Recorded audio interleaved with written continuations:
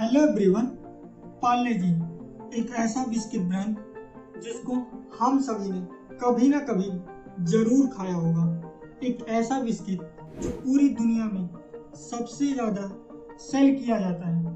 तो आखिर पार्ले ने ये सब कैसे अचीव किया, कैसे वो इतना सफल हुआ, कौन सा ऐसे बिजनेस के पावरफुल लेसन है जो हम इस कंपनी से सीख सकते हैं और अपने बिजनेस में अप्लाई कर सकते हैं, वो सब जानेंगे आज के वीडियो में, जिसने पार्ले को इतना सक्सेसफुल बनाया कि जो कंपनी 2013 में 5,000 करोड़ रुपए का रेवेन्यू जनरेट करती थी, वो 2022 में 16,000 करोड़ रुपए तक रेवेन्यू जनरेट करने लगे।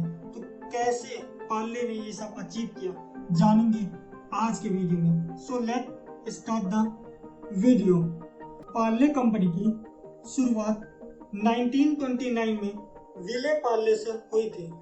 इस कंपनी की शुरुआत मोहनलाल दयाल जी ने किया था। और आप जान के हैरान होंगे कि इस कंपनी का पहला प्रोडक्ट कोई बिस्किट नहीं बल्कि टॉफी था। जी हाँ, इनका पहला प्रोडक्ट कोई बिस्किट नहीं, टॉफी था। बाद में इन्होंने 10 साल बाद 1939 में अपना पहला बिस्किट लॉन्च किया। और उसके पीछे का कारण ये था क्योंकि 1939 में इंडिया ब्रिटिश के कंट्रोल में था और उस समय अगर किसी को बिस्किट खाना था तो सिर्फ इंपोर्टेड बिस्किट अवेलेबल था, क्योंकि इंडिया में और कोई बिस्किट मैन्युफैक्चर कर ही नहीं रहा था। इस कारण बिस्किट क्या था, उस समय एक लग्जरी प्रोडक्ट था और सिर्फ रिच लोग अफोर्ड कर पा रहे थे। लेकिन मोहनलाल दयाल जी ने सोचा कि उन्हें इंडिया के मिडिल क्लास और पुअर लोगों को भी बिस्किट खिलाना है। इसके कारण यही विजन लेकर उन्होंने अपनी बिस्किट की फैक्ट्री स्टार्ट की और उन्होंने जो बिस्किट बनाया उसकी प्राइस इतनी लो रखी कि हर कोई अफोर्ड कर सके। लेकिन उन्होंने एक चीज का ध्यान रखा कि चाहे बिस्किट का प्राइस बहुत कम हो, लेकिन क्वालिटी में कोई कॉम्प्रोमाइज नहीं होना चाहिए। और यहीं से बिजनेस का पहला लेसन भी मिलता है कि अगर आपका प्रोडक्ट बहुत सस्ता है तो बहुत सारे कस्टमर तो आ जाएंगे एक साथ, लेकिन अगर उसकी क्वालिटी सही नहीं होगी तो सिर्फ एक बार उसको खरीदेंगे, दूसरी बार में वो सारे कस्टमर चले जाएंगे, कोई भी आपका रिपीट कस्टमर नहीं बनेगा। इसलिए अगर आपको अपने कस्टमर को रिपीट बुलाना है तो एक ही तरीका है कि आपका क्वालिटी सबसे सही होना चाहिए, जो पार्ले ने किया। आगे चल के क्योंकि पार्ले इतना फेमस हो गया था अपने लो प्राइस और क्वालिटी के कारण, इस कारण ढेर सारे ब्रांड ने फिर पार्ले की तरह ही बिस्किट लॉन्च करना शुरू कर दिया। क्योंकि पार्ले की बिस्किट का नाम उस समय तक पार्ले ग्लूको था, तो हर कंपनी जो भी बिस्किट लॉन्च कर रही थी वो अपने बिस्किट का नाम ग्लूको ही रख रही थी।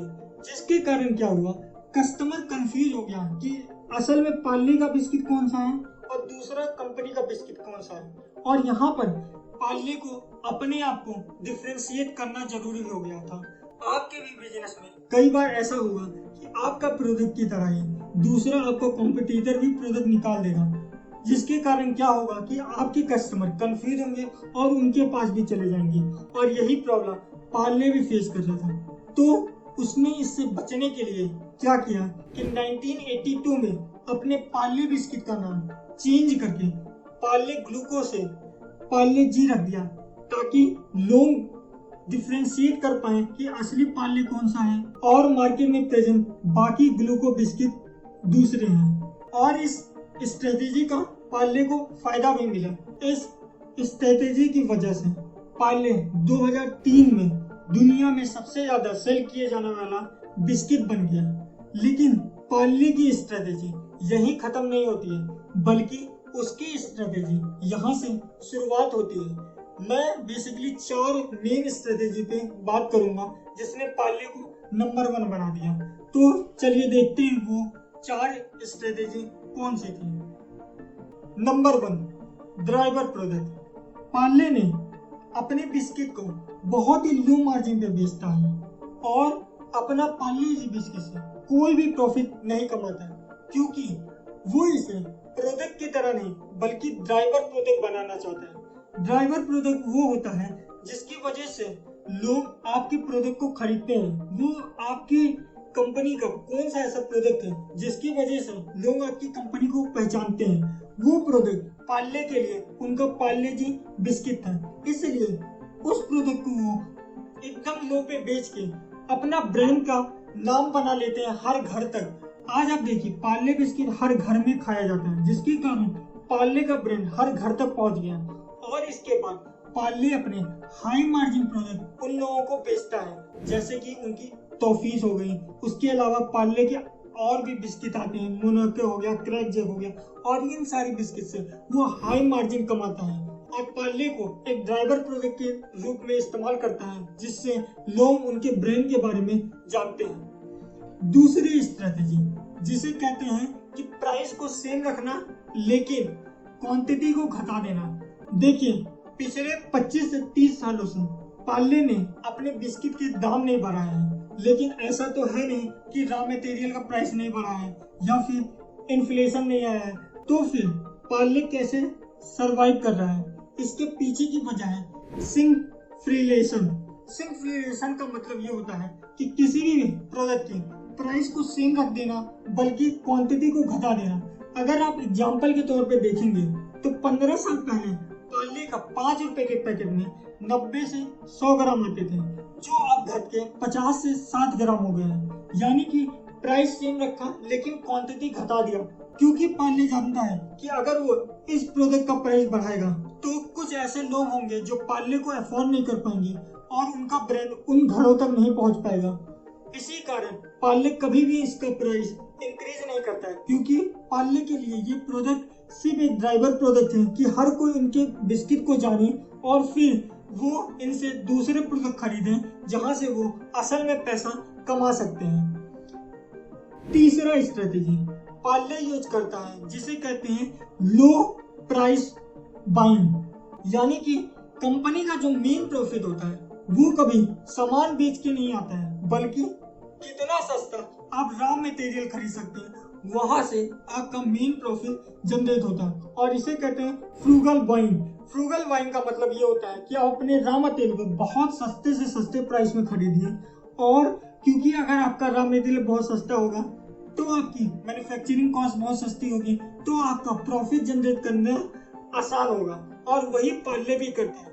पार्ले अपने प्रोडक्ट के लिए जो भी रॉ मटेरियल खरीदता है वो डायरेक्ट सोर्सेज से खरीदता है, जिसके कारण मिडलमैन का कमीशन नहीं रहता है। उसके अलावा पार्ले अपने जो भी रॉ मटेरियल खरीदता है वो लोकल सोर्स नेटवर्क से खरीदता है। अगर आप लोकल सोर्स नेटवर्क से खरीदेंगे तो ट्रांसपोर्टेशन कॉस्ट भी आपकी बच जाएगी, क्योंकि जहां पर आपकी फैक्ट्री है उसी के आसपास जहां पर रॉ मटेरियल मिलता है वहीं से लेंगे तो आपके ट्रांसपोर्टेशन का खर्चा बहुत ज्यादा बच जाएगा।